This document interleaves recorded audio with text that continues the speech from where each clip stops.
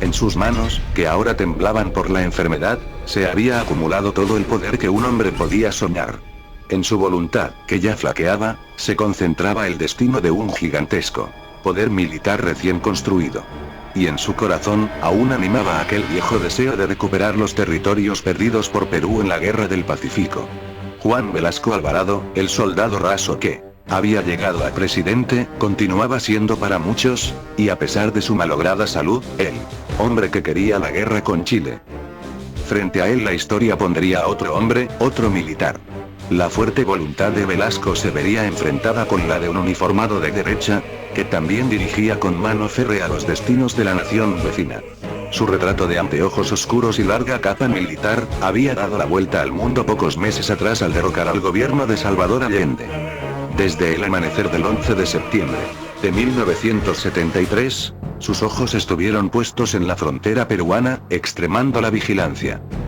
La propia experiencia militar de Pinochet, que había hecho la mayor parte de su carrera profesional en el norte, sería vital para los difíciles primeros años de su gobierno, cuando el fantasma de la guerra estaría presente con Perú. La estrecha frontera de 30 kilómetros que separaba a ambos países se convertiría en una de las zonas más militarizadas del continente, y Chile en forma absolutamente secreta se prepararía para la guerra. La larga y extenuante crisis sería la más grave de la historia de ambos países, desde que a fines del siglo pasado terminara la Guerra del Pacífico. Se viviría una virtual situación prebélica y mientras la prensa internacional denunciaba el inminente peligro de guerra en Sudamérica, ambas naciones se envolvieron en una monumental carrera armamentista. Por una de esas ironías del destino, había sido un barco chileno, el Imperial, quien llevara desde el norte del Perú hasta Callao, 45 años atrás, de polizón en sus bodegas, a un pobrísimo muchacho de 19 años que soñaba con ser militar. Allí serviría durante un año como soldado raso. Si bien el autor holandés Dirk Kruijff sostiene que la carrera militar es el camino más seguro a la presidencia del Perú, y desde inicios de siglo hasta 1980 solamente un presidente civil logró terminar con su gobierno, el golpe que derribó a Belaúnde Terry en octubre de 1968 no fue una dictadura más. Desde el momento en que el general Velasco enfrentó a las cámaras de televisión diciendo "sudaremos por el Perú", el país comenzó a vivir una revolución nunca antes vista. Inspirado en la teología de la liberación y en autores socialistas, nacionalistas y nostálgicos del imperio incaico, este grupo estaba convencido que solo un gobierno de las Fuerzas Armadas de larga duración era capaz de realizar los enormes cambios estructurales que necesitaba la nación. Juan Velasco Alvarado, entonces comandante en jefe del ejército, sería el paladín del nuevo movimiento que alardeaba erradicar la injusticia en el Perú. Pero también era el hombre que quería reconstruir la integridad nacional, con un país fuerte y seguro. Para esto último se apoyaba en un nacionalismo basado en el patriotismo militar. Desde el primer momento, se mezcló la ambición de cambiar la estructura social del país con la de construir un poder militar tan enorme, que, de darse la ocasión, se pudieran reconquistar los territorios perdidos en la Guerra del Pacífico, fuente de gran trauma nacional, aunque no se manifiesta públicamente, escribiría en 1970 el militar peruano Víctor Villanueva: el deseo de desquite existe en las filas del ejército. El sentimiento de revancha ha sido transmitido por la generación de la derrota, por medios imperceptibles, muy sutiles. Como sostiene otro analista peruano, todo militar ha aspirado siempre a la revancha, y esta ha sido tradicionalmente un objetivo nacional en su mentalidad. Es en el propio centro intelectual del CAEM, donde se fragua la base ideológica para el más audaz proyecto de modernización de las Fuerzas Armadas y equipamiento bélico, que Velasco llevaría a cabo. Una vez consolidado el gobierno, el comandante general del ejército, Edgardo Mercado Jarrín, un antichileno elegante, de reputación intelectual, pero que vive para la revancha con Chile, según un diplomático chileno de esos años, elabora un plan que recibe la inmediata aprobación del presidente.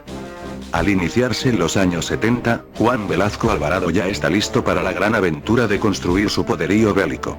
Con un gasto militar que en la década alcanzaría, según el propio gobierno, a $1.000 millones, pero que publicaciones especializadas estiman entre $2.000 y $4.000 millones.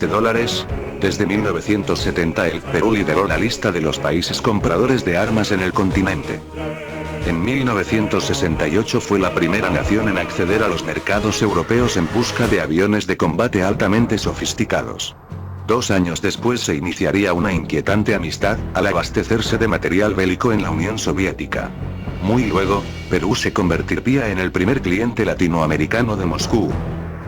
Con préstamos soviéticos a largo plazo y de baja tasa de interés, Perú inició sus órdenes de comprar en Moscú adquiriendo 200 tanques T-54 y T-55, aviones de combate sofisticados, artillería pesada, etc. Se irían acumulando año a año en los regimientos peruanos. La Fuerza Aérea Peruana obtendría un poder de fuego que la convertiría en una de las más poderosas del continente, superando en una relación 2-1 a la chilena, y muy luego, la hasta entonces débil Marina iniciaría un crecimiento explosivo, con adquisiciones en Europa que la convertiría en una considerable fuerza. Solo entre 1972 y 1973 el stock de armamento en el país casi se duplicaría, según un estudio del cientista político chileno Emilio Meneses. En diciembre de 1974, la revista alemana Stern publicó un artículo donde sostiene que la cantidad de armas entregadas por Rusia a Perú iguala a la entregada por los soviéticos a Vietnam del Norte. Y citando un documento secreto en su poder, la revista agregaba: la compra de armas por parte de Perú está dirigida contra Chile. Para los militares chilenos, sin embargo, no se necesitaba ningún informe secreto para llegar a la misma conclusión.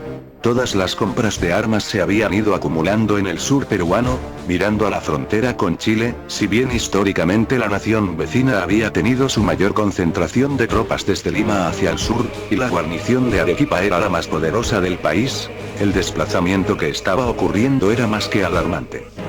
En los primeros años de los 70 todas las unidades del sur peruano duplicaron su contingente, batallones de infantería y artillería se desplazaron desde la región central hacia el sur, el área de Arequipa, Tacna, se organizaron 2 nuevos batallones de tanques, cada uno con 50 unidades. Y se instalaron también poderosos cañones recién adquiridos. En 1970, la división de Tacna pasa a ser blindada, y queda al mando de un general en vez de un coronel. Cuando en Chile apenas alcanza a reunir un general de Iquique hacia el norte, en el lado peruano ya habían 5. La única zona donde Perú podía usar sus varios centenares de tanques era en la frontera de 30 kilómetros con Chile. En sus otros límites la geografía no permitía la utilización de blindados. La inteligencia militar chilena también iba analizando otros hechos. Perú nunca ha tenido interés en modificar sus fronteras con ningún otro vecino. Se acercaba el centenario de la Guerra del Pacífico, y todo el armamento que adquiría era del tipo ofensivo. Es decir, para atacar que para proteger un territorio. Todo se llevaba a pensar en la agresión. Hasta 1973, sin embargo, desde Lima se jugó un doble juego: rearme acelerado y estrechas relaciones con Chile. Mientras Velasco se preparaba para la guerra, subordinó sus sentimientos de reivindicación nacional a la solidaridad ideológica o antiimperialista, según un analista peruano. El dictador peruano se enorgullecía especialmente de su amistad con Salvador Allende. Estados Unidos que ocupaba un lugar privilegiado en la lista de enemigos de Velasco Alvarado. Al llegar al poder, no solo se enfrentó sistemáticamente con Washington, sino que también su nacionalismo lo llevaría a exigir que todos los visitantes hablaran español. Los idiomas extranjeros los hablo en el extranjero, decía Velasco, que dominaba el inglés y el francés. Con la caída de Allende, no quedaba ningún tipo de afinidad ideológica capaz de contener. Existe la versión de que esta supuesta invasión para reconquistar Arica se frustró porque faltaban un portaaviones, o de repente por la traición de Morales de Bermúdez, como algunos señalan. ¿Cuál es la versión que maneja usted en su libro?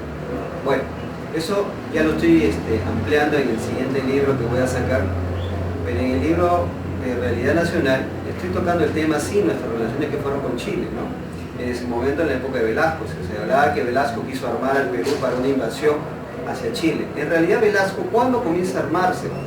Velasco comienza a armar el Perú a partir de 1973, es decir, después del golpe de Estado Allende que le hace Pinochet. Recuerdo en un comentario que lo hizo Zimmerman, incluso cuando vivía, él manifestó de que Velasco había llamado a todo su consejo de ministros después del golpe de Estado de Pinochet y le dijo a Mercado Jarrín, bueno, ahora tienes que hacer lo que debes de hacer, y lo mandó a la Unión Soviética a ver la compra de armas. ¿Por qué? Porque Pinochet había sacado su libro de geopolítica, y en su libro de geopolítica, antes de ser presidente Pinochet, señalaba de que Chile tenía que proyectarse hacia Arequipa. Entonces, obviamente, Velasco, mucho ha sido satanizado por la oligarquía peruana, pero Velasco tenía una proyección muy futurista de lo que deberíamos nosotros como país ser. Hablando del tema del armamentismo, claro, o sea, Velasco en esa visión futurista no solamente de atacar Chile, sino el hecho de ser una guerra preventiva contra Chile, era necesaria. ¿Por qué? Y ahora lo vemos. Muchos dicen, claro, Chile se arma, todos los periódicos salen, Chile se arma, claro, pero nadie dice con qué se está armando. ¿Y con qué se está armando Chile? Chile se está armando con el cobre que sacan de Arica y Tarapacá. Es decir, ese cobre que antaño eran de territorio peruano, que en su momento también el guano y el salitre le permitió a Chile financiar su guerra rapiña contra nosotros. O sea, Chile sigue usufructuando nuestros exterritorios para su armamentismo. Y eso nadie se da cuenta. O sea, nadie dice que Chile se está armando con dinero de la extracción del cobre del exterritorio peruano. Entonces, cuando Velasco tenía la proyección de la recuperación futura de Arica y Tarapacá, no solamente era una proyección solamente de cumplir los 100 años de la guerra con Chile y terminar esos 100 años diciendo ya, tomé Arica y Tarapacá, no, tenía una proyección mayor, era geopolítica también. ¿Por qué? Porque tomar Arica y Tarapacá hubiera hecho de que Chile no estuviera comprando, no tuviera los ingresos que tiene ahora para comprar el armamento que tiene, es decir, no tendría ese 10%.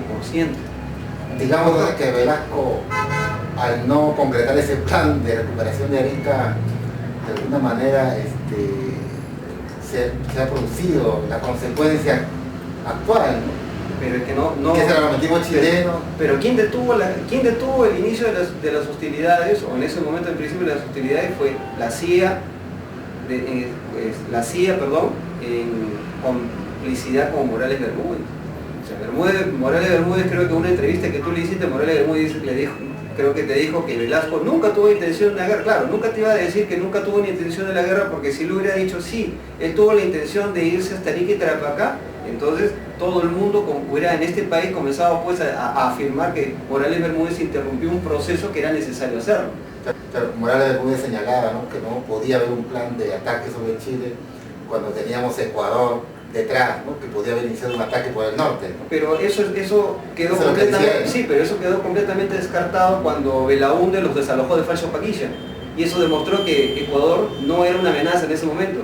Si en el 81 Belaúnde Terry, y en ese momento el general era de las operaciones que se hizo ahí en el Falso Paquilla, era el general Hoyos Rubio, lo desalojaron a los ecuatorianos creo que en una semana. Eso dejó de demostrar fehacientemente que por más que Ecuador hubiera comenzado a molestar por el norte, no era un ejército por el cual nosotros hubiéramos podido detener lo que Velasco como proyección histórica hubiera querido hacer. No solamente para la recuperación de Arica y Tarapacá, sino también detener el armamentismo chileno. Y esa era su preocupación, el armamentismo chileno. Entonces, Morales Bermúdez, al hacer el golpe de Estado, o mejor dicho, el relevo institucional, porque en esencia no fue un golpe de Estado, ¿no? Fue un relevo institucional, porque ya pues, Velasco le faltaba la pierna, ya su poder se había desgastado. Al interrumpir ese proceso histórico, lo que hizo simplemente es que Chile utilizara sus recursos cupríferos en territorios que antes eran del Perú para armarse. Y ese armamento que ahora nos apunta a nosotros es prácticamente con territorio que eran peruanos. Y eso ningún medio de comunicación lo dice.